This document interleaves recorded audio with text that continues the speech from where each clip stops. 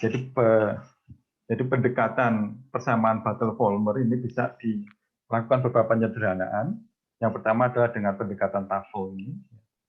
Jadi ini adalah persamaan BV tadi, ada dua suku, ya, ada dua suku eksponensial. Yang pertama adalah mewakili arus anodik, yang kedua mewakili arus katodik. Kalau misalnya eta S-nya ini besar, jadi eta S besar nilainya, maka kalau ini besar, ini kan jadi, kalau eta S-nya besar, maka eksponen E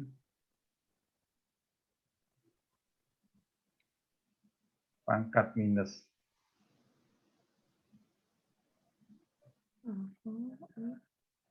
Kalau ini besar, ini kan pangkat minus di bawah ya. Berarti nilai ini menjadi besar. Nah, kalau besar seper bilangan yang besar, ya, bandingkan ini menjadi mendekati, bisa diabaikan, mendekati 0. Sehingga kalau ketika eta S-nya atau potensial permukaannya besar, ini menjadi suku anodik saja yang mendominasi. Ini suku katodiknya bisa diabaikan. Sehingga hanya yang di depan saja. Nah, jadi dengan seperti ini, maka persamaan I ini bisa didekati dengan I sama dengan I0 eksponen alfa A Ft per F eta S. Nah, persamaan ini yang disebut sebagai persamaan TAFO. Ini pendekatan TAFO untuk anodik. Jadi kalau ini bisa disederhanakan seperti ini, maka ini bisa diselesaikan untuk eta S. Maka eta S sama dengan RT per alfa A F ln I minus RT per alfa A F ln I0. Nah, kalau ini dibuat log, maka A, ini dibuat, ini kan bilangan natural, bilangan alami, ini dibuat menjadi log akan dikalikan dengan 2,303. Ada faktor pengalinya ini. Kalau A sama dengan ini, B sama dengan ini, maka ini sebenarnya sebuah persamaan linear ya. Ini diambil lognya A plus B log I. Jadi kalau kita gambarkan, ya ini dibuat, kalau sistem Amerika yang sini potensialnya yang vertikal, yang horizontal rapat arus, current density.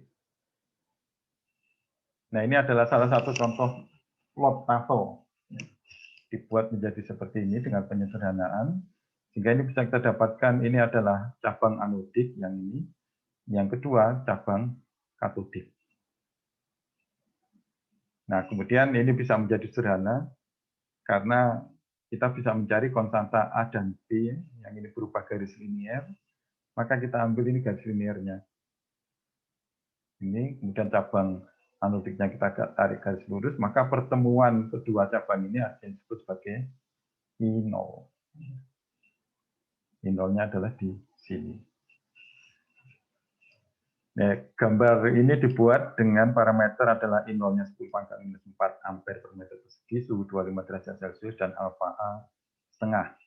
Jadi kalau alfa A setengah berarti ini simetri. Ini pendekatan TAFL, dan pendekatan yang ini banyak digunakan dalam studi korosi.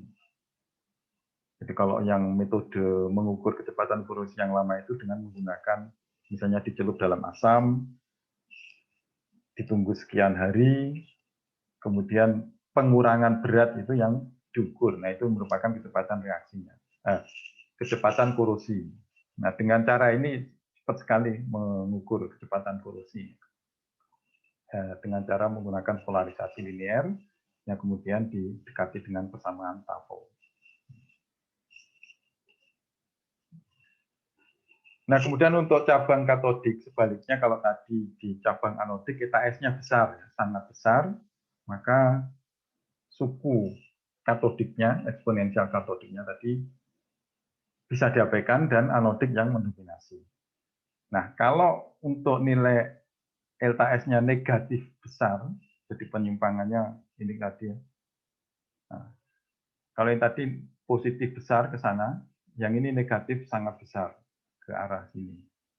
Kalau seperti itu, maka yang kebalikannya tadi reaksi katodik yang mendominasi, anodiknya bisa diabaikan.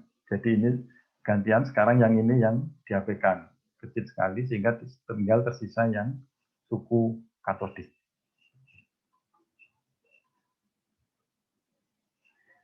Jadi dengan hanya suku katodik, maka ini bisa dituliskan I sama dengan minus I0 eksponen minus alfa C RT per F eta S. Ini diselesaikan untuk eta S menjadi minus RT per alfa C F ln minus I. Nah, ini adalah nilai negatif, sehingga kalau ln negatif itu tidak mungkin. Menjadi tak hingga tidak ada nilainya, sehingga ini diambil nilai absolutnya. Nilai absolut dari I. Kalau nilai absolut berarti ini bisa dibuat menjadi seperti ini. Ini juga sama parameternya dengan tadi alfa A setengah. Jadi alfa C-nya sama dengan setengah. Jadi ini menjadi seperti ini. Nah, studi ini yang banyak dipakai untuk kursi ini TOEFL ya, penyederhanaan. Penyederhanaan dari persamaan Butler-Volmer.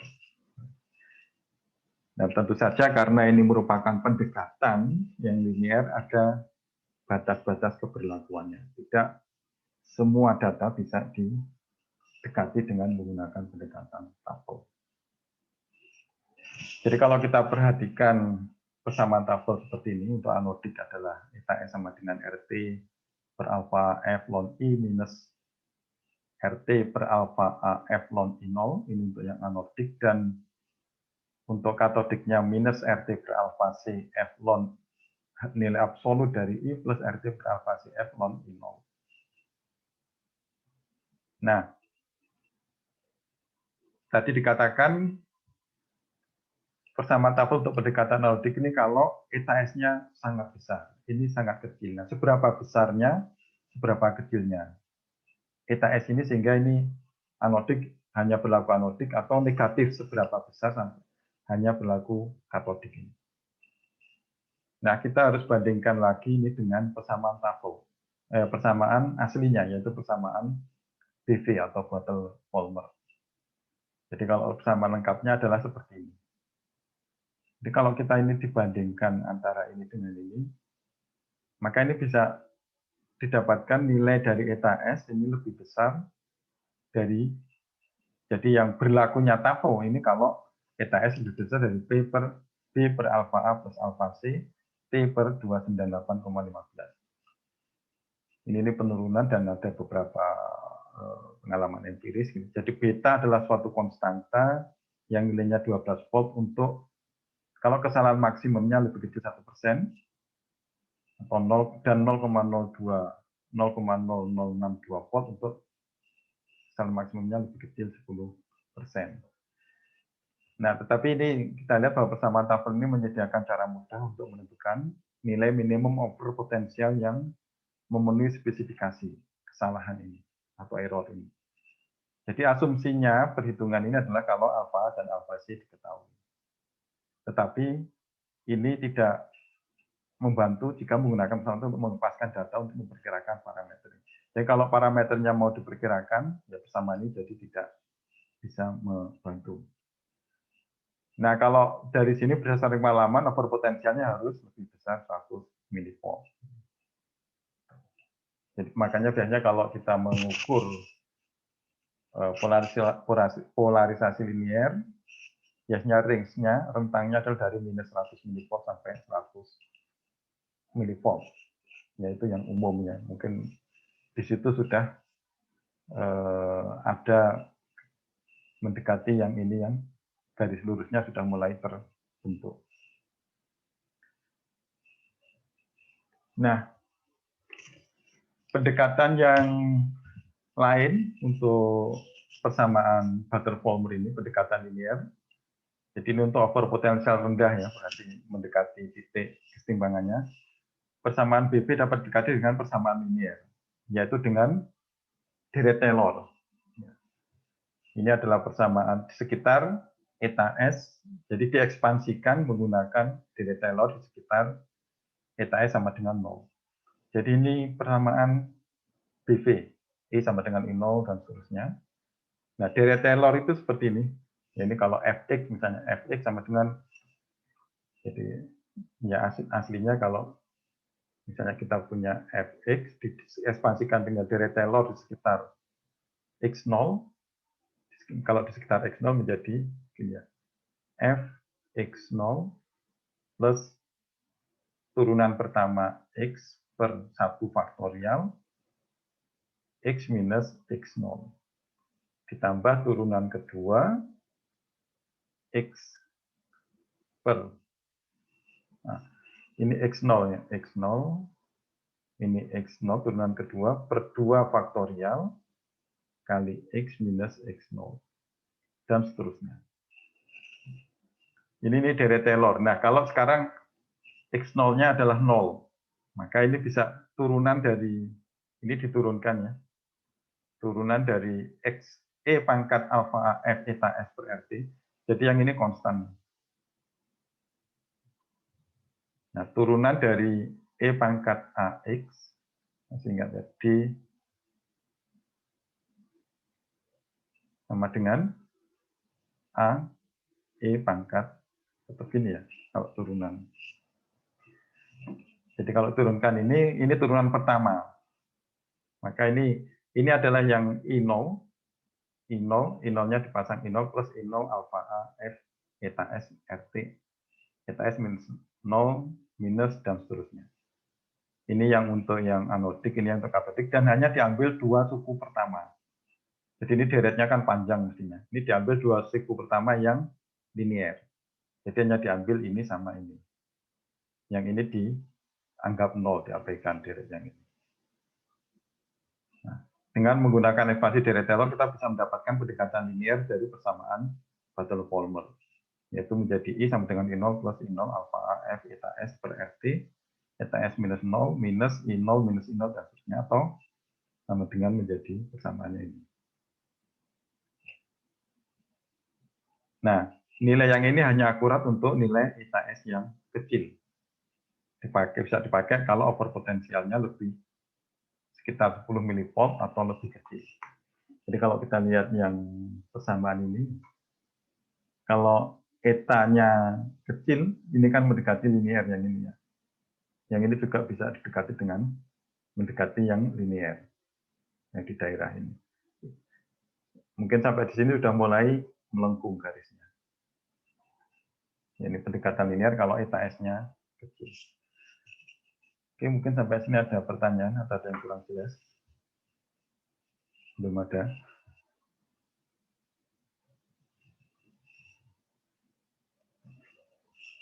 Nah, sekarang itu punya persamaan, kemudian kalau kita punya data arus tegangan ya, hanya tersedia dalam rentang yang terbatas, yang tidak memadai diselesaikan dengan kasus terbatas sebelumnya. Jadi kalau misalnya ternyata rentangnya dapatnya hanya di daerah ini tidak berlaku, TAFO, kemudian yang linear juga tidak berlaku. Nah, terus gimana? Maka ya satu-satunya jalan ya harus di fitting atau dipaskan langsung dengan persamaan Battle-Palmer. Jadi lengkap. Nah, sekarang kalau dulu mungkin ngitungnya zaman ketika komputer belum umum, menghitung ini sulit gitu ya, sehingga dulu mungkin orang berpikir lebih mudah didekati dengan linear. Nah, dengan komputer sekarang yang mudah, dengan software yang misalnya Excel saja sudah bisa menyelesaikan, ini mungkin sangat mudah untuk melakukan pekerjaan ini. Bisa menggunakan solver non-linear, kalau Excel ya bisa Gulsig atau solver. Atau ya kalau menggunakan Matcat dan seterusnya itu sudah ada rutin-rutin yang bisa dipakai.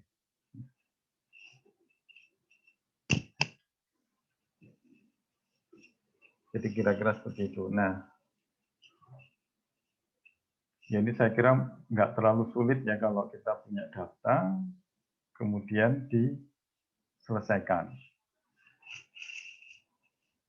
Nah, sekarang kita coba melihat kaitannya dengan yang di elektrolit. Dengan yang elektrolit seperti apa? Nah, kalau tadi inol tadi disebut exchange current ya, atau rapat arus pertukaran. Jadi kalau kita kembali ke persamaan kecepatan reaksi, maka I0 per F sama dengan KA pangkat beta kali pangkat 1 min beta kali CR. Ini konstanta kecepatan reaksi dikalikan dengan konstanta ini anodik, ini katodik, ini konsentrasi reaktan, ini konsentrasi oksidan ya. Reduktan ini oksidan, beta pangkat dan seterusnya. Nah ini bisa dituliskan sama seperti ini. Ya, ini untuk menghubungkan antara arus dengan konsentrasi ini. Jadi yang konsentrasi ini tergantung pada rapat arus ini. Jadi kalau kita lihat, kalau mau terjadi reaksi ya, jadi transport CO pada permukaan, kemudian turun bisa ke bulknya sampai di sini. Ini juga, ini yang R ke sini, kemudian terjadi oksidasi balik keluar ke sini.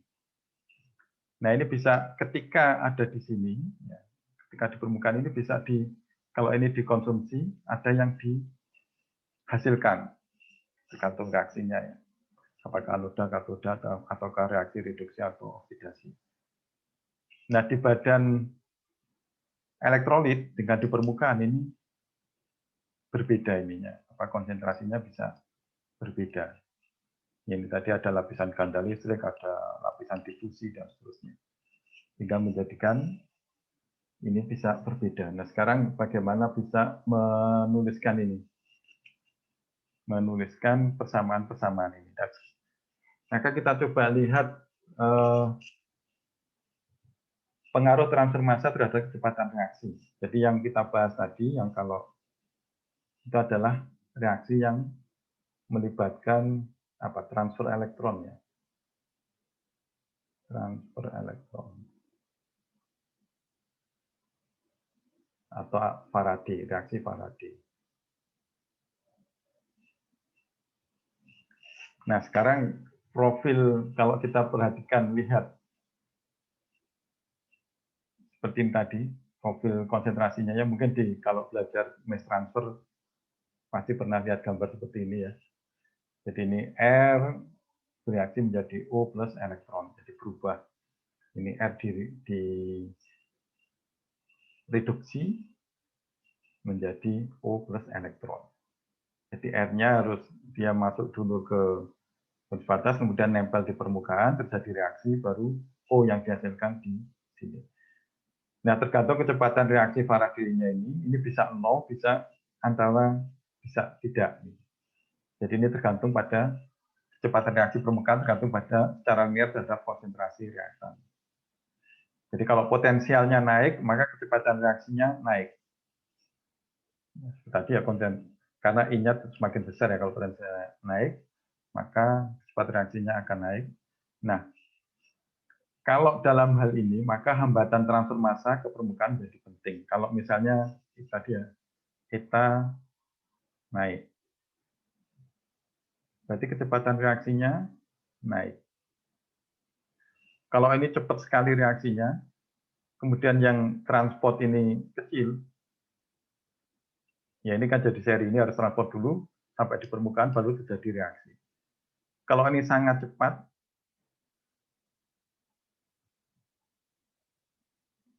berarti reaksi jauh, kecepatan reaksi jauh lebih besar daripada kecepatan difusi. Nah, kalau seperti ini berarti yang mengontrol adalah yang mass transfer-nya. Jadi ini adalah karena ini lambat, difusinya menjadi lambat, maka ini yang mengontrol kecepatan. Jadi reaksi dikontrol oleh mass transfer. Jadi seberapapun cepatnya reaksi ini, kalau ininya tidak seperti estafet, jadi depannya sangat cepat, yang nunggu larinya cepat, tapi yang memberi umpan tidak cukup cepat, ya tidak bisa jalan juga, sehingga jadinya yang mengontrol dan yang lambat. Kira-kira itu. Jadi kalau seperti ini maka hambatan transfer massa ke permukaan ini menjadi penting. Jadi ada dua proses yang terjadi secara seri, difusi kemudian reaksi. Nah, mengikuti ini biasanya kecepatan transfer massa dari permukaan dari bulk elektrolit ke permukaan bisa didekati dengan persamaan ini. Flux dari R, ini R-nya yang bergerak sini, sama dengan Km kali CR bulk, CRB itu berarti yang jadi badan liquid, badan elektrolit, dikurangi dengan CRS. S ini adalah konsentrasi yang ada di permukaan. Km ini disebut sebagai konstanta kecepatan, konstanta difusi ya. Konstanta atau koefisien difusi konveksi. Jadi kalau keadaan tunak, maka kecepatan transfer massa sama dengan kecepatan reaksi pada permukaan ini harus sama. Nah, kalau kita ambil lagi kecepatan tafel tadi berlaku, ya, I sama dengan NF Km CRB minus CRS, maka arus sama dengan jumlah mol yang bereaksi. Jadi akan jumlah mol yang tersedia menjadi ini. Atau bisa didekati dengan I0 reference CRS bagi CR reference eksponen E alpha A F dibagi dengan RT kali eta S. Jadi ini pendekatan dari tafel tadi bisa dekati sama dengan ini ya nantinya. Jadi tafel tadi adalah yang persamaan yang ini. Kalau linear, yang ini ya. Arus anodik atau arus katodik.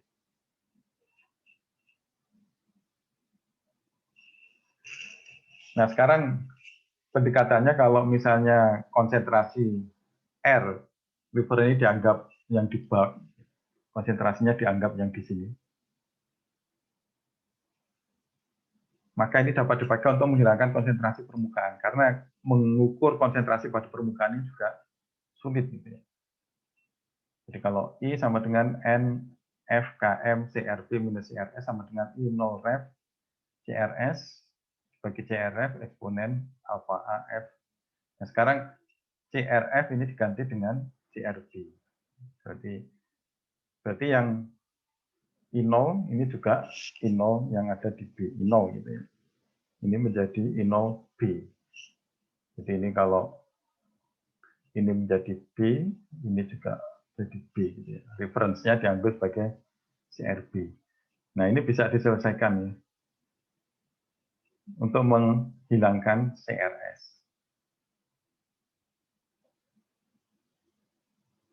Jadi kalau misalnya kita ambil yang ini dulu, persamaan yang ini, berarti CRS sama dengan I per NF KM kali CRB.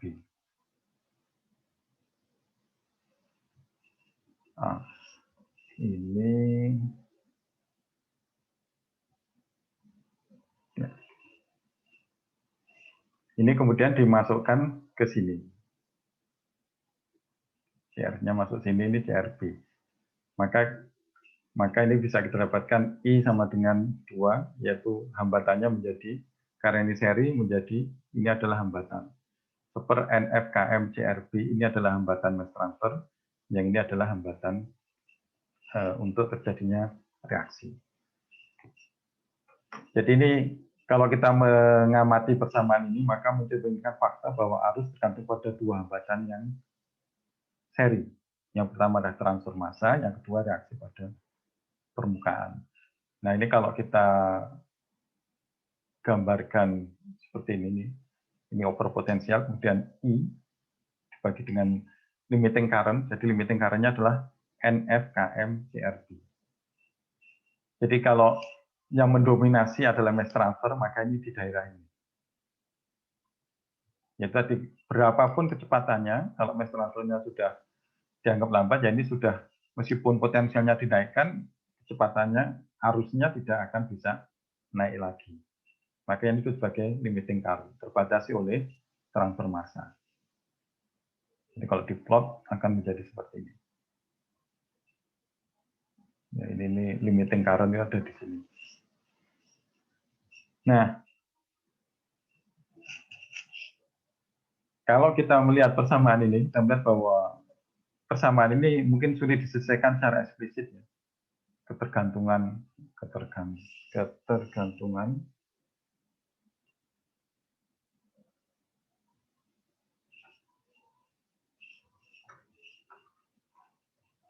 Nah, kalau ketergantungan I0 terhadap konsentrasi non-linear, ini sulit untuk bisa diselesaikan. Jadi ini misalnya pangkat pecahan atau apa, ini menjadi sulit menyelesaikan ini. Nah, I0 ini mungkin juga diketahui pada konsentrasi selain konsentrasi badan elektrolit. Nah, kalau kasus yang demikian, maka kita bisa menyelesaikan konsentrasi pada permukaan ini. Jadi kalau konsentrasi permukaan diketahui, maka persamaan bidang massa atau persamaan kecepatan dapat dipakai untuk menghitung arus. Nah, jadi meskipun persamaan transfer massa ini dibuat sederhana, ini dibuat penyederhanaan saja. Ini memberikan paparan tentang arus pembatas. Ini adalah faktor kritis dalam perancangan dan operasi reaktor kimia. Jadi kalau kita membuat reaktor kimia, kemudian mengoperasikan pada overpotensial yang terlalu besar, ya efektivitasnya atau efisiensinya menjadi sangat rendah ya. Karena kita lihat di sini kalau sudah melewati batas ini, ternyata ini juga.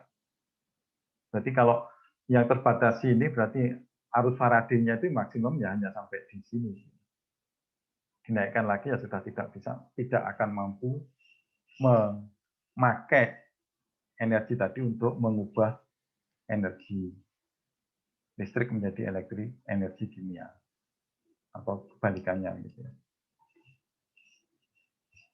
Nah, jadi ini yang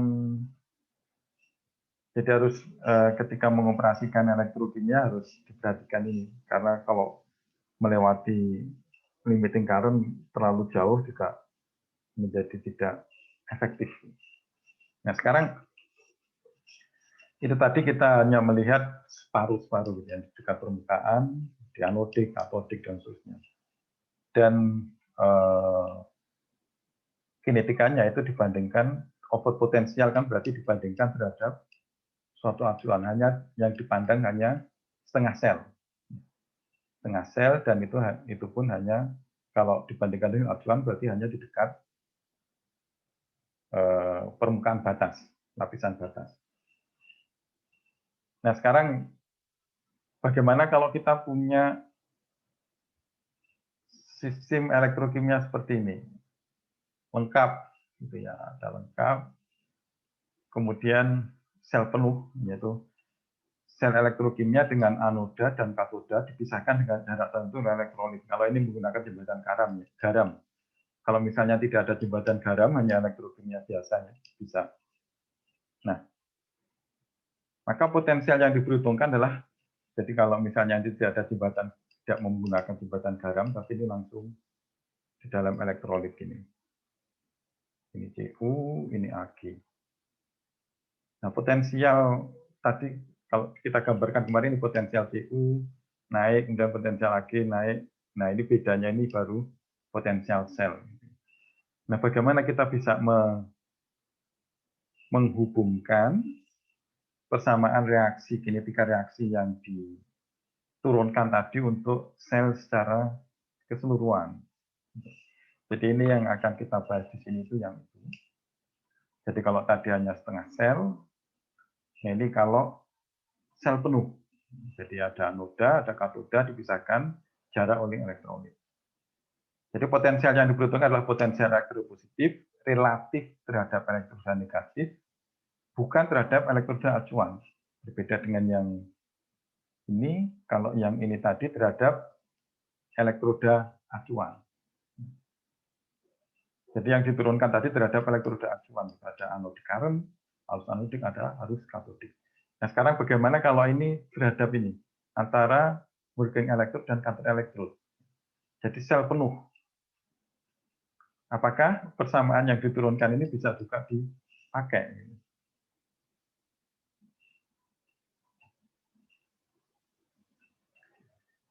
Nah, sekarang kita akan coba lihat bersama kecepatan dinyatakan dalam potensial seluruh sel.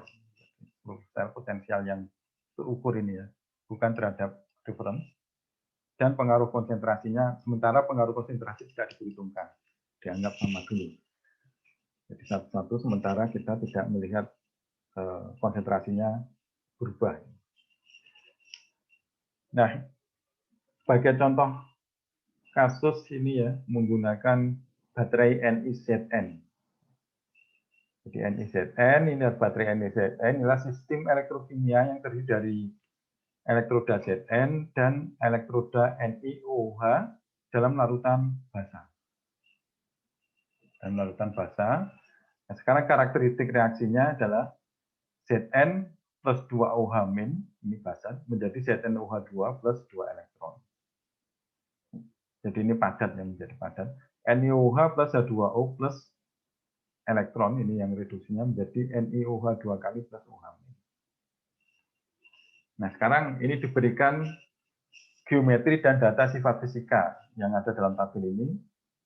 Ya, misalnya ini parameter yang digunakan ini ada RANI nilainya 100, ini adalah kekasaran, faktor kekasaran permukaan. Ini yang itu memperhitungkan surface area. Untuk ini elektrod, yang ini faktor kekasaran permukaan untuk Zn elektrod, ini I0 untuk Ni, I0 untuk Zn, suhu, kemudian potensial kesetimbangan Ni relatif terhadap Zn, elektroda referensinya Zn, alfa A, Ni, alfa Z, dan seterusnya. Kapan konduktivitas, L tebal elektrolit. Jadi kalau tebal elektrolit berarti antara Ni dan Zn, jadi ini tebalnya 2 mm.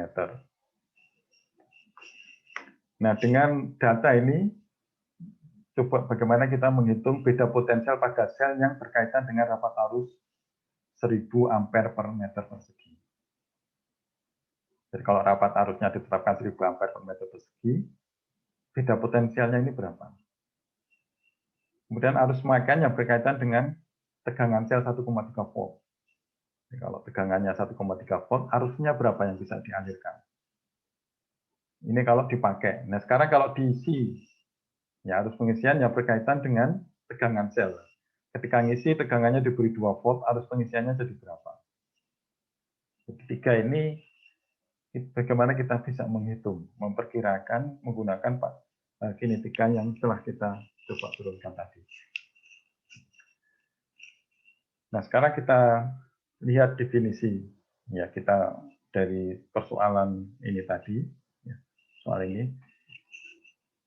Asumsi dalam perhitungannya, definisi dan asumsi yang dipakai dalam perhitungan. Yang pertama, arus pemakaian adalah positif dan arus pengisian negatif. Jadi kalau ketika di discharge itu positif, ketika di charge menjadi negatif. Kemudian yang kedua, sistemnya satu dimensi untuk memudahkan ya. Jadi aliran arus antara dua elektroda datar berukuran sama dan elektroda dalam celah L antara dua elektroda ini tadi. Jadi elektrodanya datar, celahnya ini tadi 2 mm. Jadi yang dihitung adalah potensial yang ada di sini. Kemudian potensial yang berkaitan dengan 1000 mA per meter persegi ditunjukkan dalam bagian kiri gambar. Yang ini ya. 1000 itu yang ada nanti gambar yang ada di sini. Kemudian elektroda seng negatif dan elektroda nikel positif. Jadi ini seng, Zn, ini Ni. Kemudian ada 3 potensial. Yang pertama adalah potensial larutan relatif terhadap elektroda acuan, V2. Nah, ini elektroda acuannya apa nanti. Kemudian potensial logam elektroda positif, V1P, ini P positif, dan elektroda negatif, V1N. Jadi ada 3 potensial ini, 1, 2, 3. Jadi ini definisi dan asumsi yang digunakan di dalam perhitungan. Nah, kemudian yang pertama adalah untuk yang ini. Potensial drop atau penurunan potensial dalam lautan mengikuti hukum Ohm. Kalau hukum umum sebenarnya yang mungkin kalau masih ingat V sama dengan I dikalikan dengan R. Atau I sama dengan V per R. Nah, R ini hambatan kalau di dalam elektrolit biasanya dinyatakan sebagai superkonduktivitas per jarak. R sama dengan kappa per L. Jadi ini ini menjadi atau biasanya seper kappa per L ya. Jadi sebenarnya mulainya dari sini ya. Konduktivitas jadi driving force sama dengan gaya penggerak arus sama dengan gaya penggerak dibagi dengan hambatan. Ini hambatan dalam elektrolit. Atau dinyatakan sebagai ya ini potensialnya menjadi delta V2. Yaitu potensial antara kedua elektrolit ini V2. Kappa adalah konduktivitas elektrolit, ini diketahui ya, konduktivitas elektrolit 60. Delta X jarak. Jadi kalau mengikuti hukum ini berarti potensial sel adalah potensial yang diukur dengan menghubungkan ujung positif. Kalau kita punya voltmeter, ini ada voltmeter. Nah ini ujung positif. Kalau ujung positif ini merah, ini ujung negatif. Biasanya ini merah gitu ya, ini hitam. Jadi kalau kita ukur ujung positif ke nikel, berarti ini ke sini, satunya ujung negatifnya ke Zn sini. Maka kita ukur potensialnya adalah yang ini.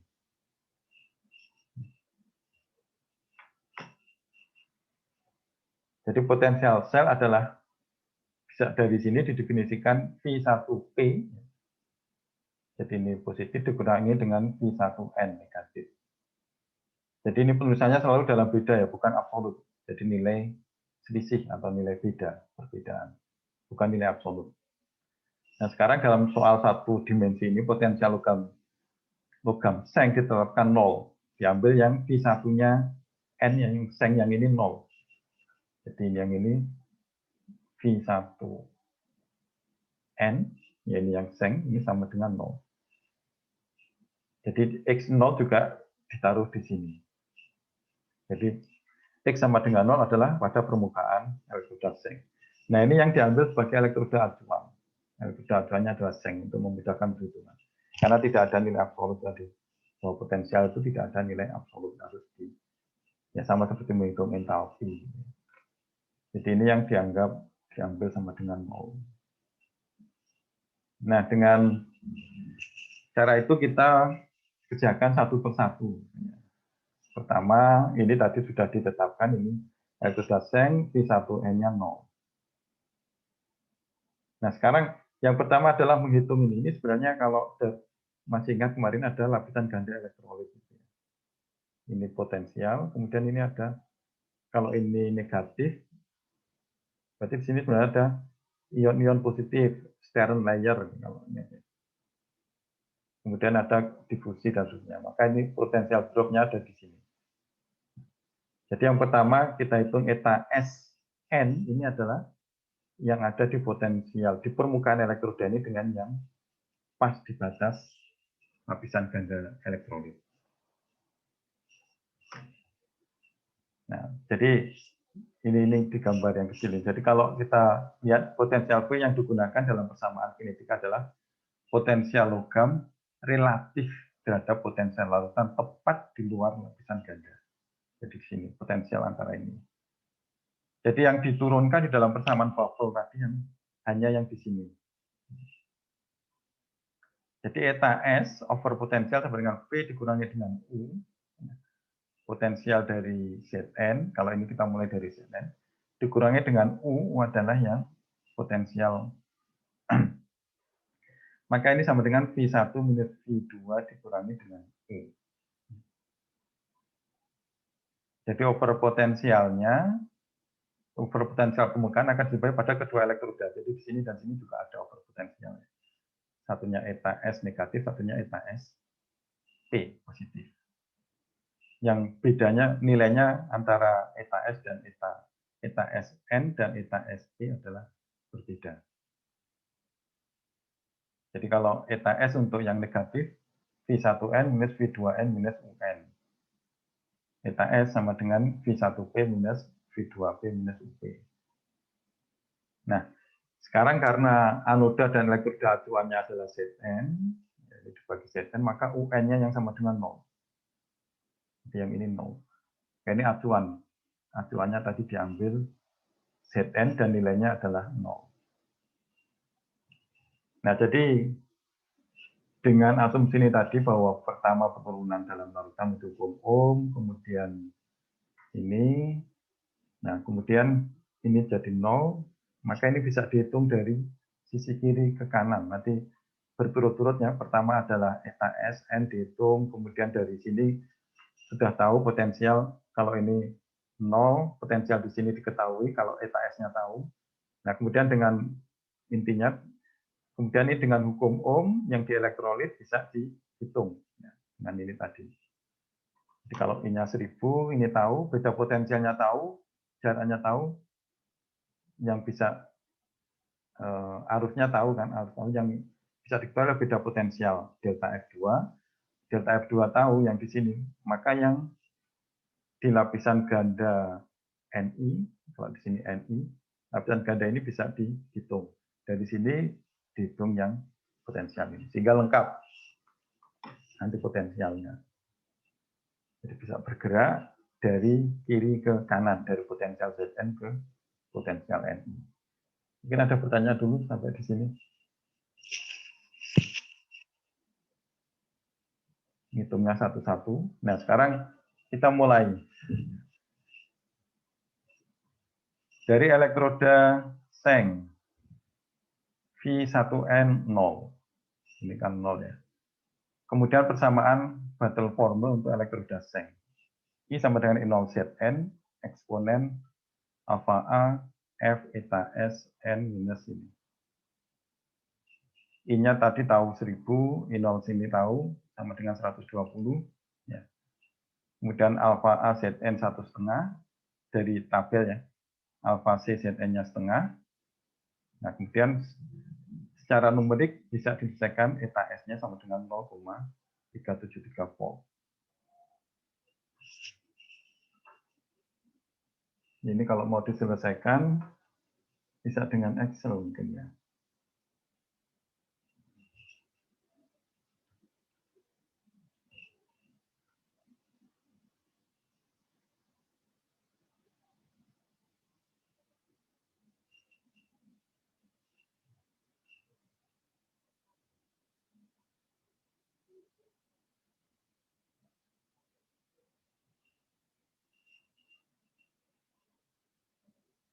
Oke, bentar.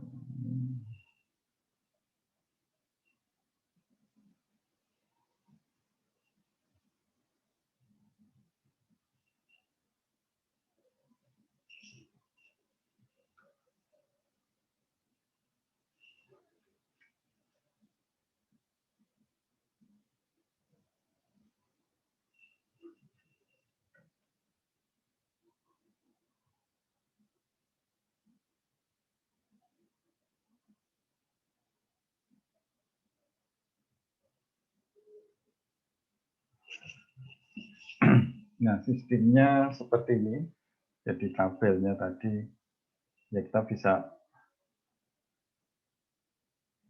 jadi uraian ini adalah menghitung potensial baterai Zn. Nah, sekarang persamaannya ya kita bisa punya tadi persamaan yang pertama ini ya, kita punya persamaan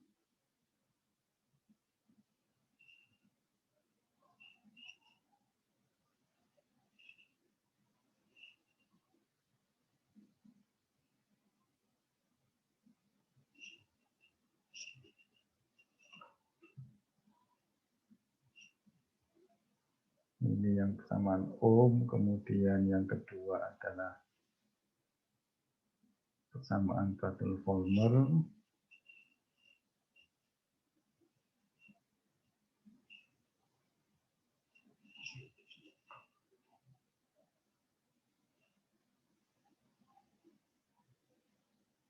untuk Zn.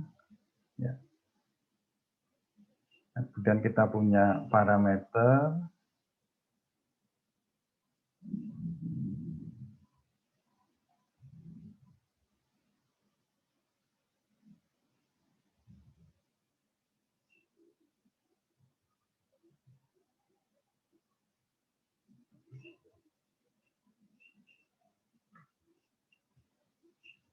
nah ini ya, kita bisa ya, ini adalah input ya, inputnya kita punya.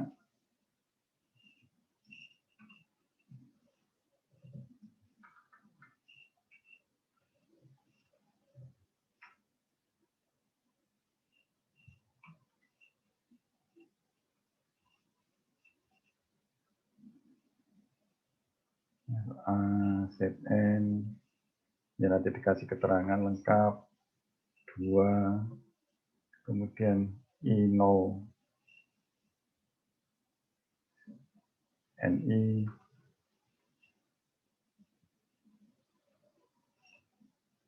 kemudian I0 Zn,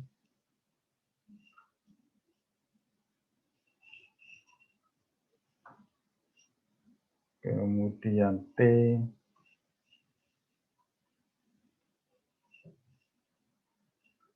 kemudian U,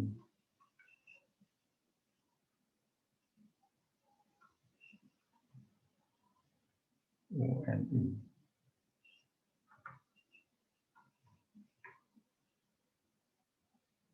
Kemudian alfa A, Ni, A.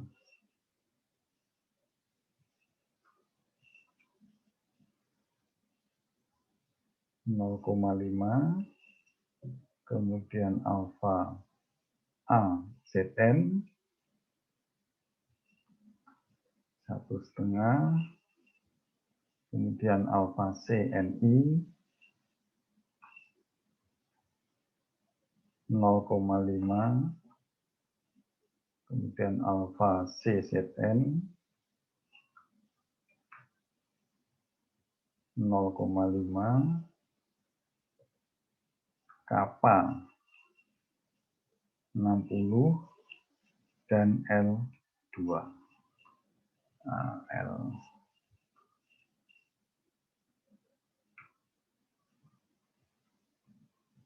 Oh, ini parameter. Ya, yang ini parameter. Kemudian yang ini inputnya. Tadi ya, bisa di I-nya 1000. Ini belum.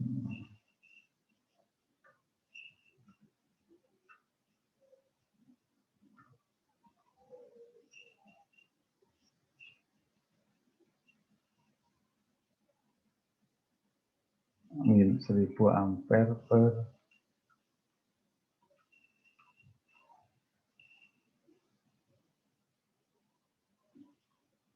Kemudian, nah ini yang bisa dimulai dari sini ya. Mulai dari sini hitungannya. Mulai dari elektroda seng. Jadi V1N, V, ini apa ya? V itu ini ya.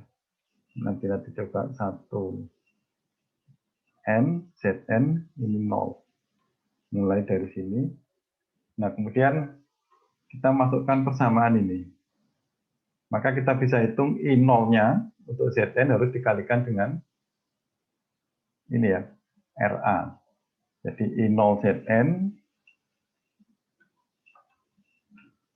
jadi sama dengan I0 Zn, ya ini, dikalikan dengan kasaran dari Zn.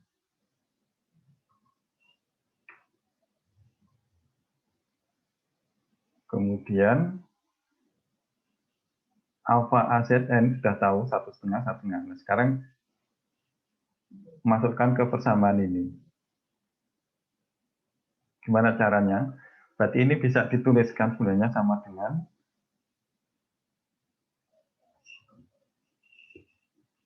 kelihatannya.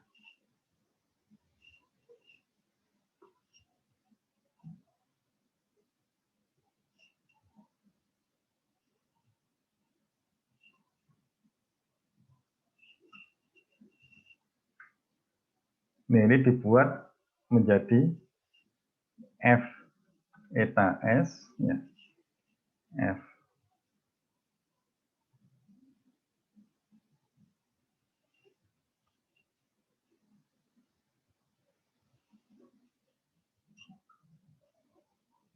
eta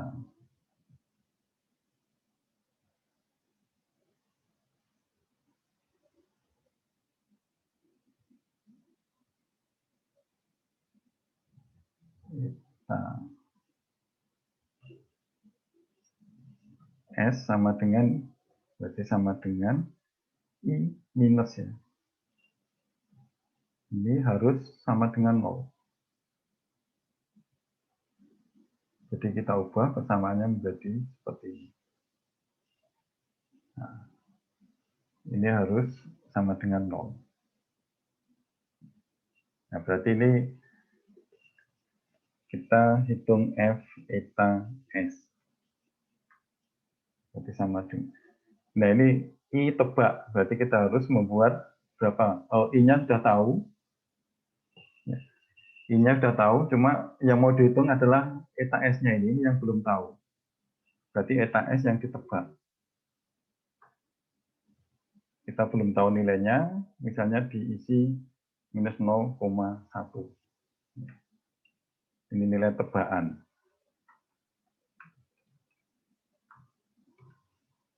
Nah, baru dihitung F eta S.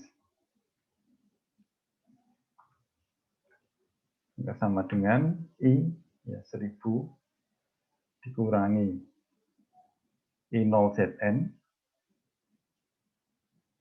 kali kurung eksponen kurung, ya mungkin dikurung dulu, alfa A, ya, alfa A dari Zn, ini kali bilangan Faraday, mungkin ini nanti kita kasih sini, kemudian dikalikan eta S yang ditebak pangkat N. 1 ya, pangkat 1 ya. Oh, enggak, bukan pangkat. Dan dibagi, R-nya juga belum ada.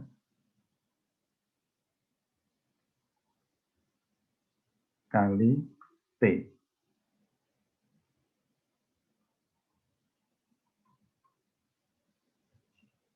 Minus alfa C Zn kali F, kemudian kali eta S, oh ini ada minusnya, dibagi R kali T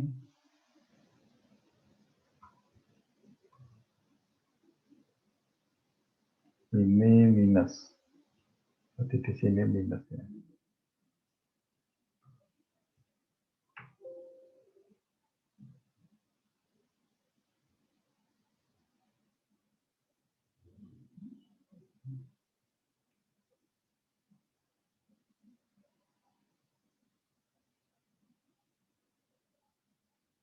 Oke, berarti di sini berapa? 96 berapa?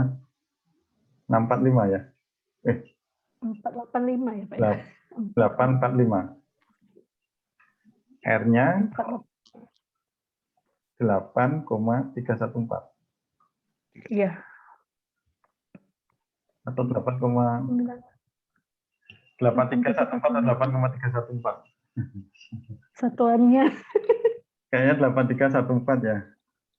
8314, Pak. Kilomol. Nah, 85. sekarang begini ya. Berarti kita bisa selesaikan pakai misalnya Gulsik. Mana yang di ini harus FES-nya yang di set ya harus sama dengan 0. Dengan mengubah nilai dari ini yang ditebak tadi. Oh, berarti ada yang salah ya.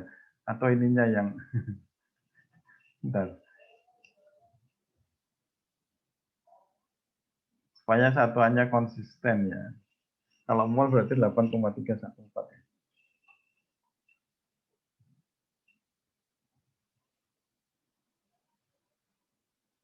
Kayaknya benar yang tadi ya.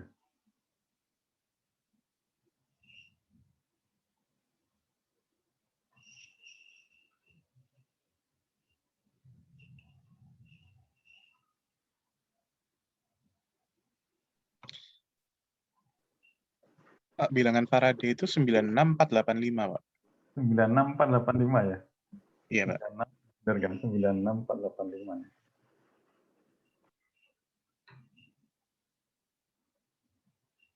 Kalau ini satuannya Joule per mol Kelvin ya. Iya. Kalau dalam mol memang benar ya, berarti 8,314 ya.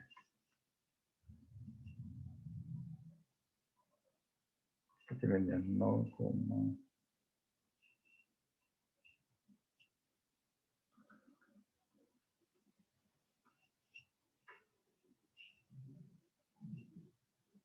pakai ini.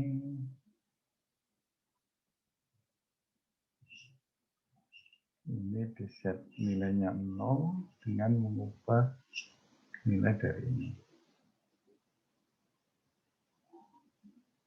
Nah, oke. Ketemunya 0,03728. 0,037 ya, kira-kira yang sama ya. Jadi kita bisa dapatkan, ya ini penyelesaian ya, kalau pakai Excel ya, gini ya. Karena ini nggak bisa eksplisit, hanya diselesaikan ya.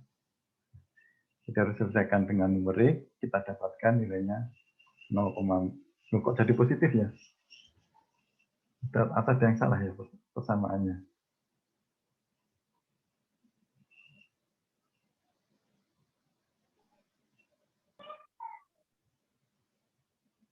Ini positif ya. Minus. Benar ya? Angkanya sama, tapi Iya. Iya, tandanya positif negatif.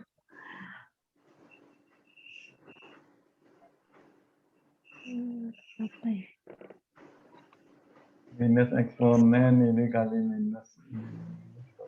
Oh, kecil banget nggak bisa lihat. Ini nggak bisa dibesarkan ya. Bisa nih. Gimana cara membesarkan ini? Lupa deh.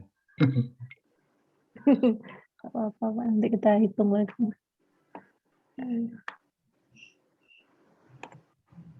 Jadi ingat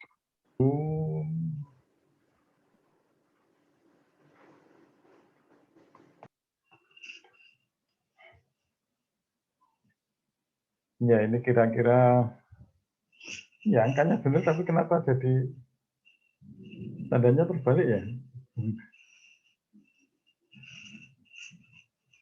Kayaknya plus minusnya ya.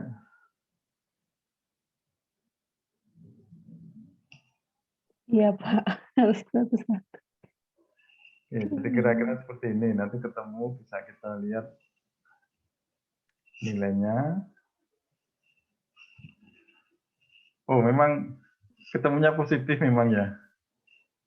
8 cabang anodik. Benar-benar. Oh iya benar Pak. Ketemunya positif. Anodiknya harus positif. Nah, eta S-nya yang positif. Nah, sekarang eta S ini definisinya adalah, jadi kalau benar ini, kemudian definisi dari eta S ini sama dengan, ya tadi P dibagi dengan, berarti V1N minus V2 yang ada di sini. V2 yang negatif. Nah, tadi yang ini sama dengan 0. Nilai dari V1N ini adalah yang di 0. ETS-nya tadi ketemu 0,0 373 sama dengan 0 minus V2N. Jadi V2N-nya sama dengan minus 0,0373. Ya, jadi yang ininya minus 0,0373 volt. Ya, benar ya. Oke. Ada pertanyaan sampai sini? Bapak mau tanya, Ya. yang ini Ino ZN sama dengan Ino ZN kali RAZN dari mana ya Bapak tadi? Lupa. Ini karena memperhitungkan faktor kekasaran. Jadi Oh. kalau misalnya ini mulus gini ya. Ini L, ini W, maka A sama dengan L kali W luasnya. Tapi ketika ini seperti ini permukaannya, kan ini juga harus diperhitungkan luasnya. Lebih besar daripada L W kali L ini.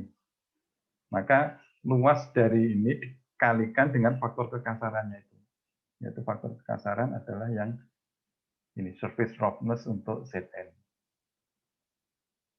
Ya ini sama dengan kalau aliran turbulen menghitung faktor friksi ya. Faktor friksi untuk, kalau ingat NRE,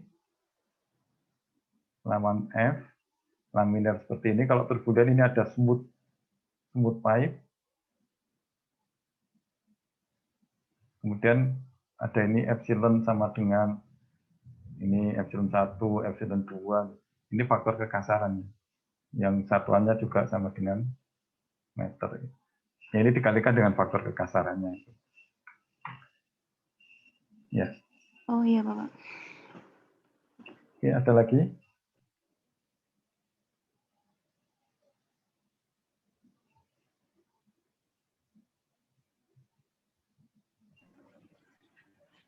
Izin bertanya, Prof. Ya.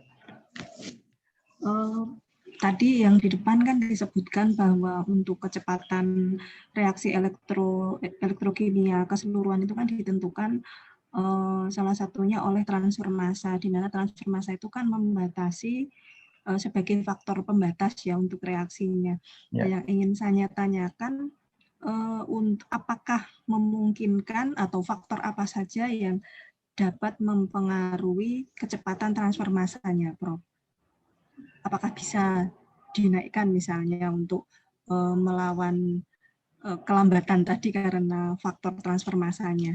Ya, gitu, itu kalau transfer massa mungkin umum ya, untuk sebenarnya transfer massa hambatan itu adalah kalau kita ada misalnya ini ada delta gitu.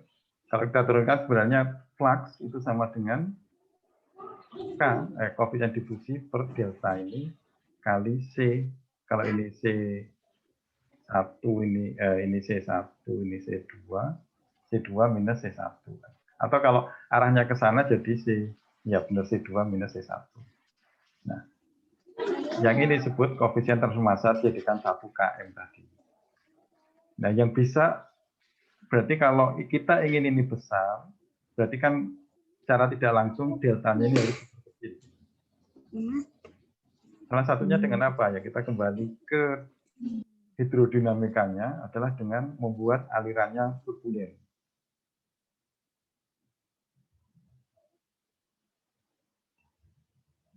Biasanya dengan alirannya turbulen ini delta ini lapisan gandanya akan menjadi semakin kecil dengan akibat bahwa Km-nya menjadi semakin besar karena deltanya menjadi semakin tipis. Jadi dengan turbulensi bisa dengan pengadukan atau elektrodanya digerakkan, jadi yang itu bisa mempercepat dari transfer massanya. Kira-kira di situ. Ya, yang paling umum dengan turbulen, membuat alirannya turbulen. Tapi kalau dalam baterai memang nggak mungkin ya. Ya, itu yang ingin saya tanyakan, Prof. Apakah memungkinkan kan? Maksudnya kan kalau di elektrokimia sendiri kan memang biasanya kan diem ya elektrodanya itu. Saya jarang melihat kalau elektroda digerak-gerakkan begitu. Jadi kalau untuk membuat turbulensi ataupun membuat ini, memperkecil lapisan double-nya tadi, terus apakah ada gitu kalau di teknisnya seperti itu, Bang? Kalau baterai kecil mungkin enggak ya, tapi biasanya itu kalau untuk fuel cell yang besar itu. Fuel cell yang besar ya. Fuel cell, misalnya metanol, pakai metanol atau yang hidrogen. Itu untuk mempercepat itu ya aliran dari kan elektrolitnya bisa bergerak juga karena ada gas masuk dan ada gas keluar. Tapi Berarti kalau dari bubbling gasnya tadi ya? Iya, Prof? bisa. Bisa ya, membuat turbulensi tadi ya. Ya. Oke. Selain itu berarti tidak ada faktor lain lagi, Prof, misalnya untuk memperkecil tadi. Kayaknya dari sisi hidrodinamika kalau transformasi memang. Nah, makanya ketika bekerja dengan cara elektrokimia, jangan sampai kita kalau ya tidak melewati arus pembatas ini. Overpotensialnya dibuat tidak melewati arus pembatas sehingga transformasinya menjadi tidak mendominasi, tidak mengontrol. Jadi ini yang desainnya tadi seperti ini ya. Jadi meskipun ini ya, faktor kritis dalam perancangan dan operasi reaktor kimia. Jadi bukan kalau memang tidak bisa diubah lagi ya kita main overpotensialnya tidak begitu besar sehingga tidak sampai pada daerah limiting current. Nah dengan cara itu mass transfer tidak lagi membatasi. Nah kemudian untuk mempercepat gimana ya dengan memperbesar luas permukaan anoda, elektrodanya.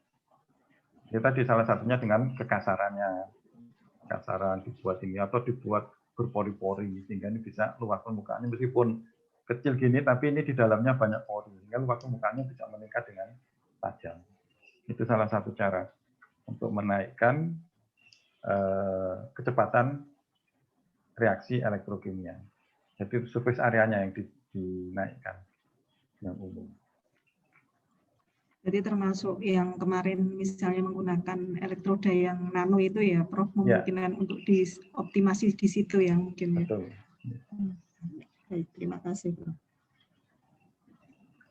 Oke, mungkin ada lagi.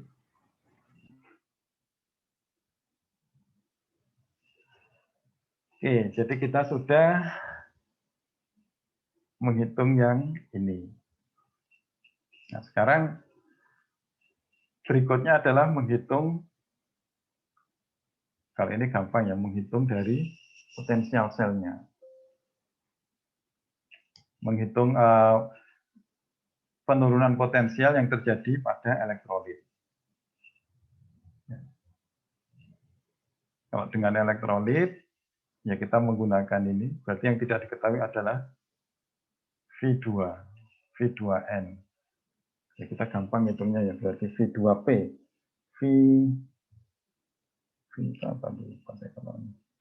V2P, kita bisa dengan persamaan ini, berarti sama dengan V2N. Mana tadi V2N-nya sama dengan minus 0. Nah, berarti dari sini, bentar. Berarti kita tulis dulu ini V2N-nya. Nanti diubah tuh. Menjadi sama dengan minus, ya tadi ya, minus dari ini. Kemudian V2P-nya ini dikurangi sama dengan dikurangi I 1000 dikalikan tebal L dibagi konduktivitas. Loh, salah. Bentar. Oh, L-nya tadi milimeter ini ya. Jadi ini milimeter. Jadi harus disesuaikan. 2 milimeter berarti dibagi 1000. Loh, kok tambah besar? Apa lagi yang salah? C21.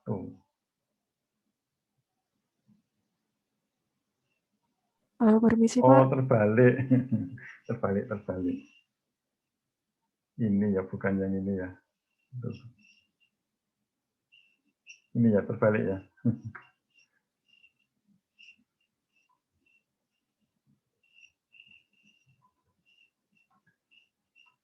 Ah,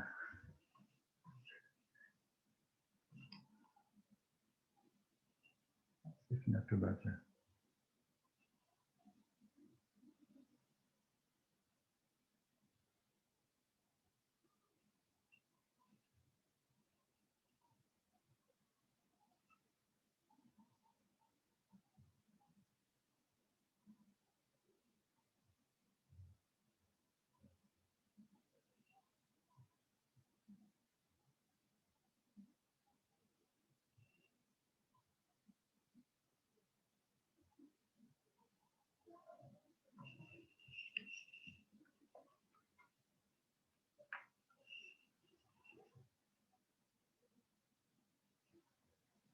Oke.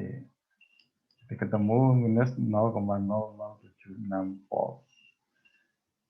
Jadi yang dari sini, dari kiri ini sudah dapat, ini dapat, sini dapat. Nah sekarang berikutnya adalah menghitung yang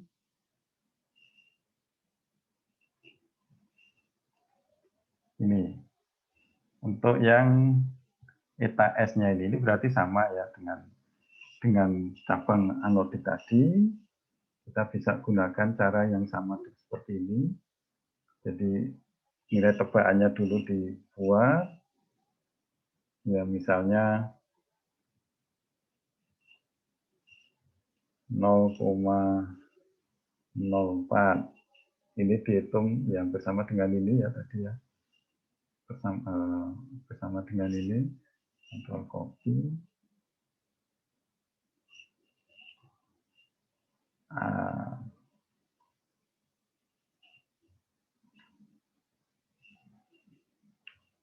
Ininya yang berubah.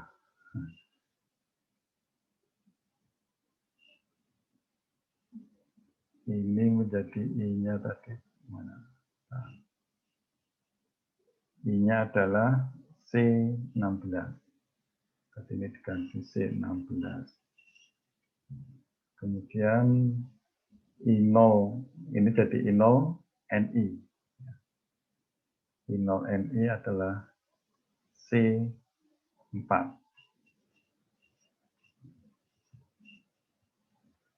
Kemudian alfa A dari NI, ya, alfa A dari NI, C8.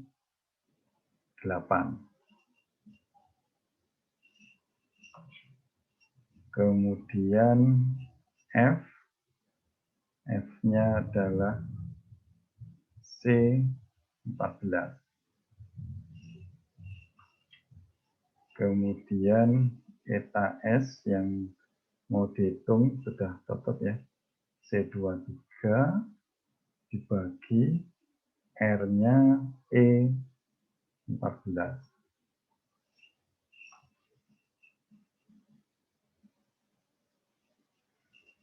Kemudian T-nya C6.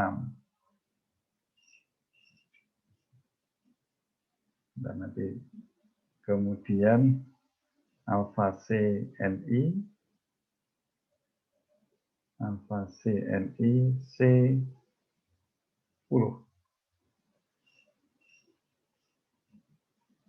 Kemudian F C14. Kemudian eta S-nya sudah cocok, C23 dibagi dengan R-nya E14 dan T-nya C6.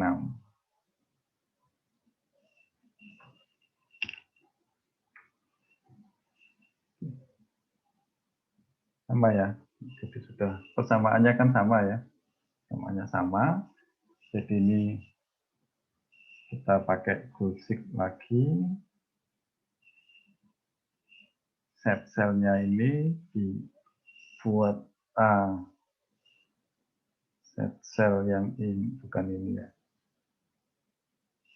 Yang ini dibuat 0 dengan merubah ini.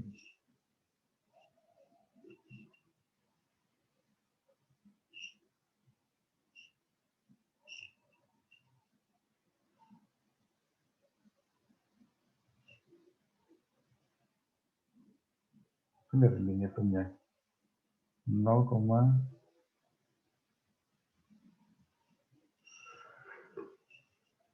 ada yang salah ya. Bentar. Salahnya di mana salahnya? Oke, tapi kira-kira itu ya nanti coba kalau ngitung kira-kira seperti itu. Mungkin ada.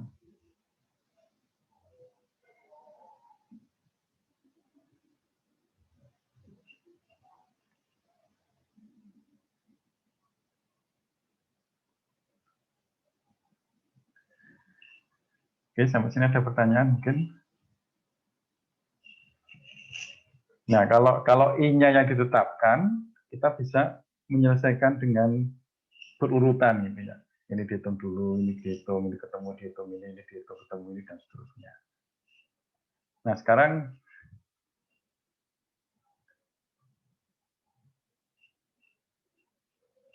jadi kalau I-nya ditetapkan, kita sudah tahu. Nah, sekarang kalau ininya dulu sudah tahu, gitu, potensial selnya, itu yang menjadi penyelesaiannya agak sulit. Gitu. Nah, sebelum kita lanjutkan, untuk yang soal nomor 2, kira-kira ada pertanyaan?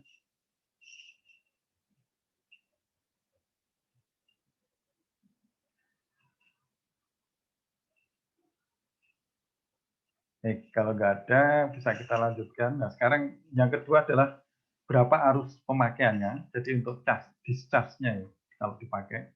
Kalau tegangan selnya 1,3 volt. Tegangan selnya 1,3 volt. Maka V selnya sama dengan V1P minus V1N. Ini 1,3 volt. Nah, nilai absolutnya salah satu ditetapkan 0. Sama seperti tadi, berarti yang Zn-nya yang ditetapkan sama dengan 0. Kalau di sini 0, maka V1P-nya yang ini, yang di sini, menjadi, yang ini ya, berarti ini menjadi 1,3. Ini menjadi 1,3 volt. Nah, sekarang kita punya persamaan Butterfalmer PV untuk elektroda Zn dan Ni. Berarti ada 2, sama seperti tadi ada Zn dan Ni. Ini untuk Ni, satunya untuk Zn, dan satu hukum Ohm. Jadi kita punya 3 persamaan, 3 tak diketahui. Ya, ini yang tidak bisa diselesaikan dengan cara bersamaan tadi ya, berurutan.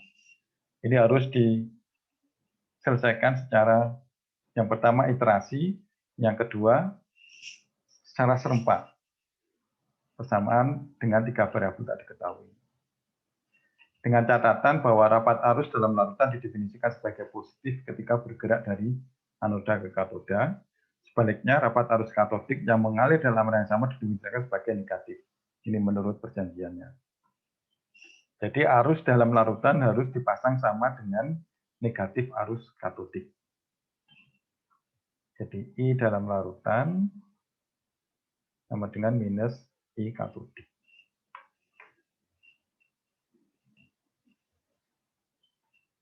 Oke. Jadi kira-kira persamaannya seperti ini ya. Ini persamaan ini bisa berlaku baik untuk pengisian maupun untuk pemakaian, baik cas maupun discharge. Jadi tidak ada perlu memodifikasi persamaan. Nah, tetapi bedanya untuk pengisian potensial ditetapkan antar elektroda harus lebih besar. Jadi ketika ngisi potensialnya harus lebih besar. Jadi ketika dipakai tadi 1,3 volt, ketika mengisi 2 volt. Beda ya. Jadi dengan menggunakan ini, kalau yang ditetapkan V1N-nya 0, V1P-nya 1,3, variabel tidak diketahui sekian, dengan hukum Ohm, kemudian V2N ketemu ini, V3N P2P sama dengan ini. Persamaannya dipakai adalah ini. Jadi yang tidak diketahui tadi, apa, eta S tidak diketahui, P1 UN, eta, mana eta S, ya ada beberapa yang, jadi ini, I-nya juga belum tahu ya, I-nya belum tahu. Jadi seperti ini. Gimana, mau diselesaikan atau tugas saja ya? Ya kira-kira seperti itu, tapi penyelesaiannya kira-kira persamaannya seperti ini ya. Ini.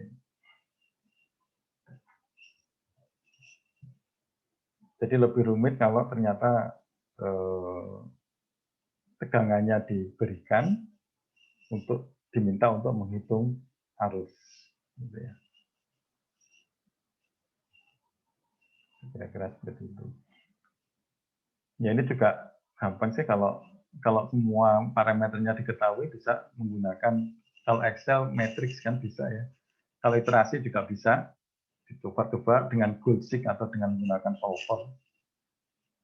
Kalau mau penyelesaian secara serempak, jadi ada dua ini, iterasi, tebak I, hitung potensial sel, sesuaikan tebakan sampai potensial. Nah ini dengan Goldseek tadi ya. Atau dengan penyelesaian serempak 3 persamaan dengan 3 variabel diketahui. Ya, mungkin masih ingat kalau kita punya matriks ini A1, A2, A3, A11A, 12A, 13, A21, A31, A22, A21, A22, A23, kemudian A31, A32, A33 kali X1, X2, X3 sama dengan C1, C2, C3. Atau A kali X sama dengan C. Matriks ini ya.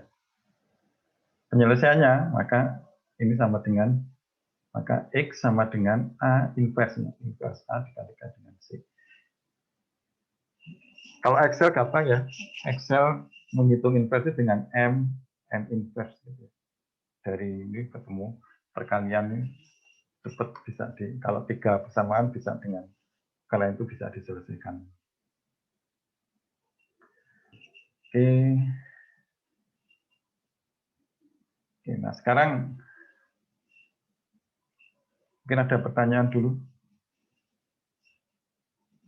Kalau ada pertanyaan, belum kita lanjutkan.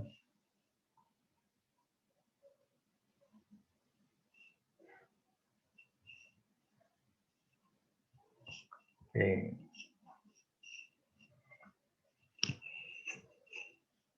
Nah, sekarang kita coba amati tadi ya. Jadi, kalau kehilangan tegangan total atau polarisasi, mutasi sel sama dengan eta Zn plus, kan semuanya ini ya. Jadi, eta Zn plus delta V larutan plus eta Ni. Jadi, totalnya adalah sama dengan ini. Jadi, model yang telah dikembangkan tadi dan dipakai untuk menyelesaikan, ini relatif dari masing-masing kehilangan satu sebagai fungsi arus. Jadi besarnya bisa relatif. Jadi kalau kita perhatikan ini, kalau ini hanya hukum Ohm, potensialnya seperti ini. Kalau ini Ohm plus Zn polarisasi Zn. Ohm plus polarisasi Zn dan Ni. Akan seperti ini. Jadi kalau Ohm, hukum Ohm saja linear ya. Kalau dalam elektrolit ini tidak berlaku tadi kalau untuk sistem elektrokimia karena ada lapisan ganda elektrolit sehingga ada polarisasi terhadap pada baik pada elektroda Zn maupun pada elektroda Ni. Dan ini juga tergantung pada arusnya. Arusnya berubah maka polarisasi dalam sel juga ikut berubah. Jadi kalau kita perhatikan gambar ini maka ukur potensial pada elektroda seng jauh. Jadi pada elektroda seng ini jauh lebih kecil dibandingkan dengan potensial elektroda dari nikel. Jadi over potential zinc hanya di sini, nikel ada di sini. Jadi kalau yang hanya ohm di larutan ini adalah gradien konsentrasi ya.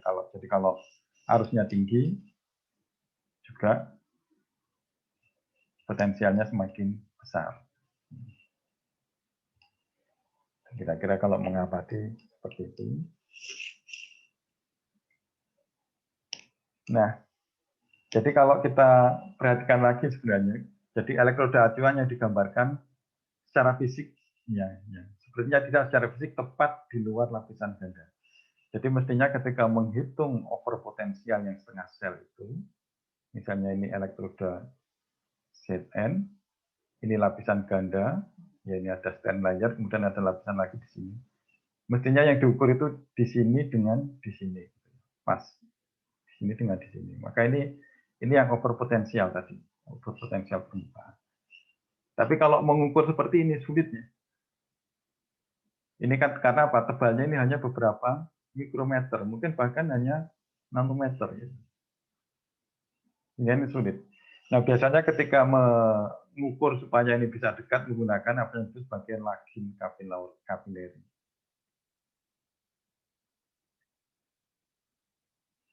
Jadi ini ujungnya bisa didekatkan sampai ke sini. Ini kapiler. Gitu. Ya ini jembatan garam nanti isinya. Jadi pendekatan ini lebih mendekati dengan half cell potensial, over potensial permukaan ini. Nah, faktanya jadi elektroda acuan mungkin jauh terpisah ketika mengukur. Ya, kalau di lab, kalau kita nggak punya lagin kapiler ini biasanya menggunakan misalnya AgAgCl.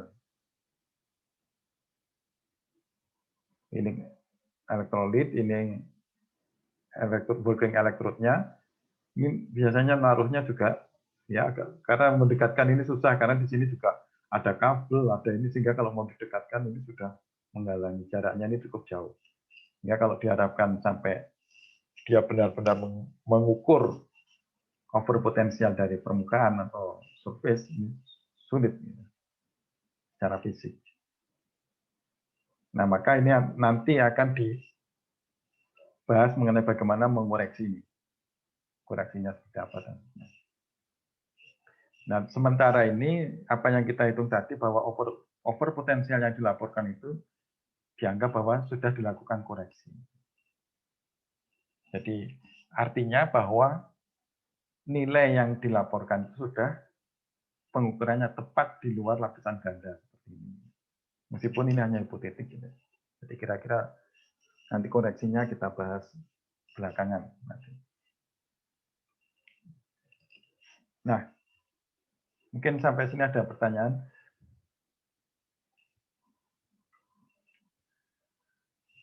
Oke, kalau di kuliah sebelumnya kita sudah mengenal adanya efisiensi Faraday ya. Efisiensi Faraday yaitu kalau arus yang diberikan tidak semuanya ya, ada reaksi samping. Ya, maka ada reaksi yang diinginkan, ada reaksi samping. Nah, ini ada lagi efisiensi arus yang definisinya agak berbeda dengan efisiensi Faraday, yaitu yang didefinisikan sebagai arus reaksi yang diinginkan dibagi dengan arus total. Ya, kalau arus Faraday berarti mengikuti hukum Faraday ya. Jadi molnya dihitung secara ideal, I-nya diubah semua. Kemudian kalau yang pada kenyataannya yang jadi berapa itu yang efisiensinya. Nah, kalau efisiensi arus ini arus yang diinginkan dibagi dengan arus total. Jadi reaksi yang tidak diinginkan ini terjadi dalam baik sel elektrolit maupun sel galvanik. Misalnya dalam pengisian baterai timbal asam, ini aki ya, aki yang banyak dipakai sekarang baterai timbal asam ini. Kalau kita nyebutnya aki, yang di mobil, sepeda motor, ini menggunakan timbal asam. Nah, jadi ada dua reaksi di dalam aki itu. Yang pertama adalah yang diinginkan, yaitu PbSO4 plus 22 ohm, jadi PbU2 plus SO4 2 min plus 4H plus 2 elektron dengan potensial 1,685 volt. Nah, yang tidak diinginkan itu adalah reaksi oksidasi dari air yang potensialnya 1,229 volt. Nah, jadi jika arus tertentu dipakai untuk mengisi sel, berapa fraksi elektron yang dihasilkan akibat dari reaksi yang diinginkan. Nah, jadi jawaban ini tergantung pada ditentukan dengan kinetika elektroda. Jadi potensial ketimbangan untuk elektropositif sel adalah lebih besar 0,4 volt untuk positifnya, 0,4 sel lebih tinggi daripada reaksi oksigen ini. Jadi potensial reaksi oksigennya lebih besar. Jadi ini yang kenapa potensialnya juga harus diperhatikan baik mengisi maupun ketika dipakai. Ya, sebagai penutup barangkali hubungan antara jadi rapat arus potensial kita telah bahas, parameter kritis adalah ukur potensial permukaan, beda potensial antara logam dan larutan tepat di luar lapisan ganda. Kemudian untuk menghilangkan ambiguity ya, kemudian potensial ini diukur dengan elektroda acuan. Kalau tidak dengan elektroda acuan nanti bisa sembarang ya, jadi harus ada referensinya. Jadi hubungan arus tegangan digambarkan dengan persamaan Butler-Volmer, yaitu persamaan semi empiris, dan ini dapat diharapkan untuk menerapkan pada setiap situasi. Jadi kita sudah bahas juga sel penuh yang melibatkan hambatan kinetika. Begitu barangkali ada pertanyaan sampai sini.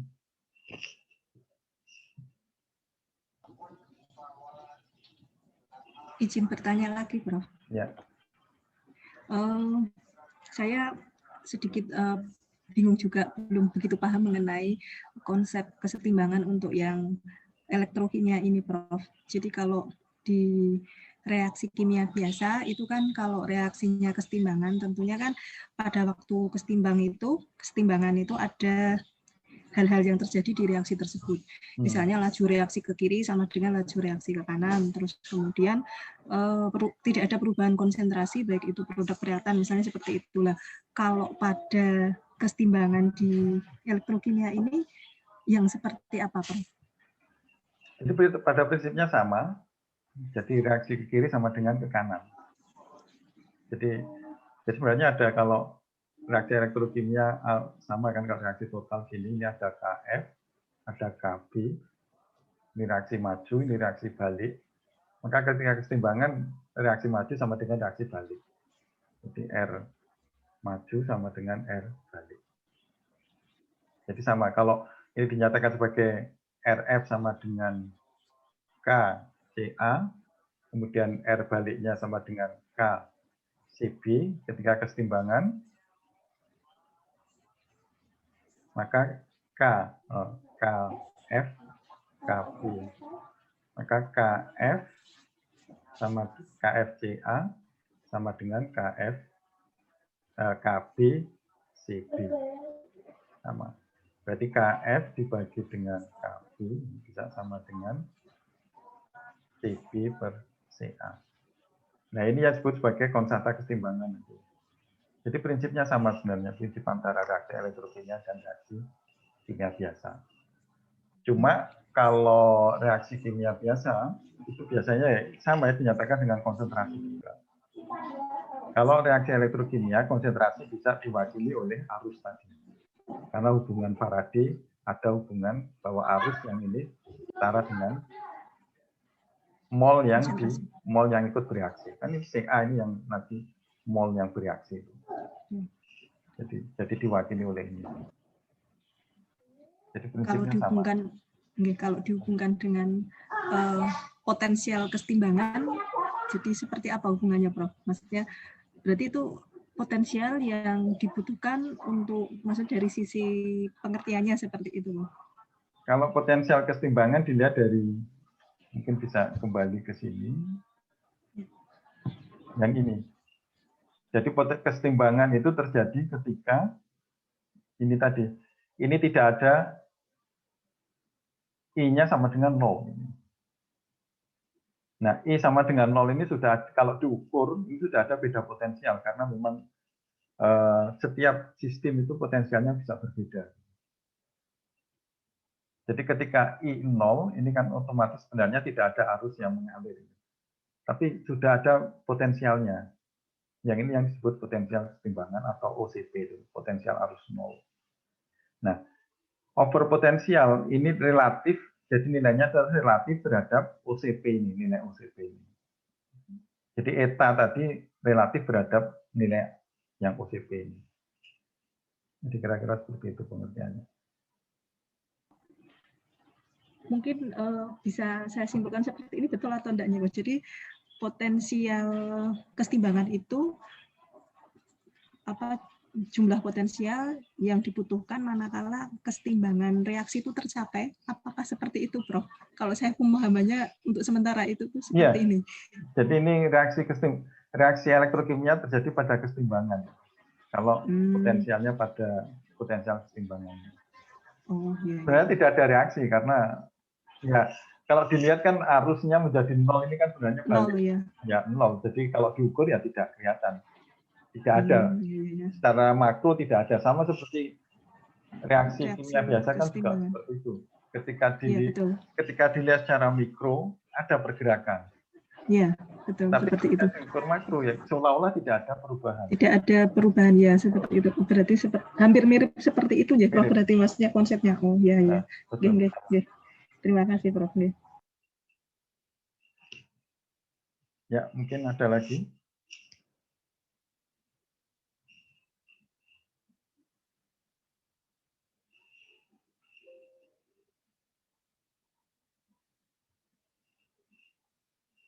Ya, ini tadi ya mungkin menggunakan ini ya. Kayaknya sekarang kalau mau menggunakan Excel itu sekarang ada VBA-nya juga ya, Visual Basic. Ada Visual Basic yang bisa dipakai kalau mau menggunakan Excel. Jadi kalau fungsi-fungsinya juga cukup banyak, ini bisa menyelesaikan banyak kasus. Atau ada yang suka menggunakan Matcat atau apa.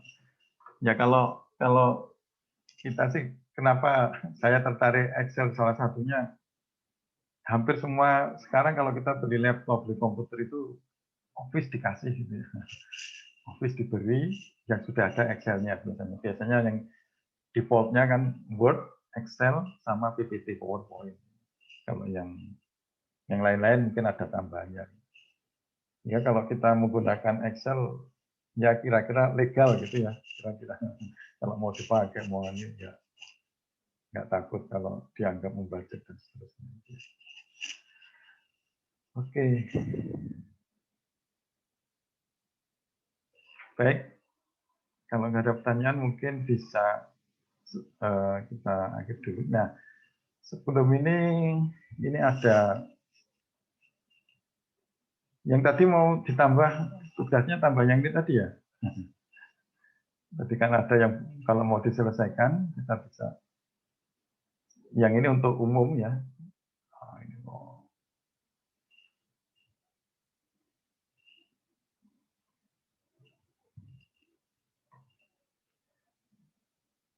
Jadi yang soal, nah ini ya. Jadi ini sudah saya selesaikan pakai Excel. Kita bareng-bareng. Nah yang B sama C, coba ya diselesaikan ya. Terserah mau pakai Excel, mau yang iterasi atau mau yang ini, atau mau program yang lain. Persamaannya pakai yang ini. Coba diselesaikan. Plus masing-masing satu nomor ya. Ini ada yang drop nggak ini ya kuliahnya ya? Nggak tahu deh. Jadi ini sudah saya buatkan tugas. Nah, ini ya satu. Ini ada yang ngedrop nggak? Kok ada 17 orang? Enggak sih nomor 2 nggak ada. 16 ya berarti. Kok saya lihat cuma 15 atau memang 16 ya? Oh ini partisipannya malah 18. Kok 18 ya? Masa saya masuk? Oh ya saya masuk ya. Iya. Partisipannya kok. Jadi di sini sudah saya tuliskan partisipan.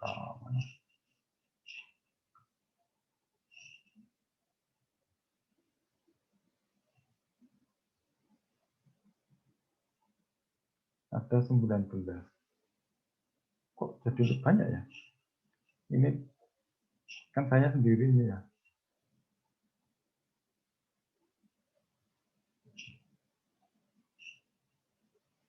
Satu, dua, tiga, empat, lima.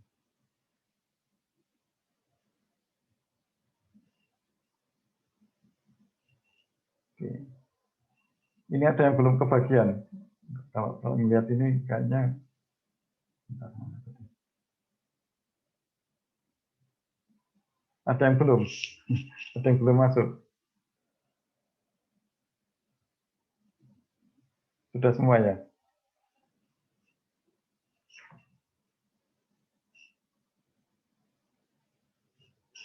Oke, jadi tugasnya masing-masing dapat ini plus menyelesaikan barengan, semuanya menyelesaikan yang B sama C ini ya.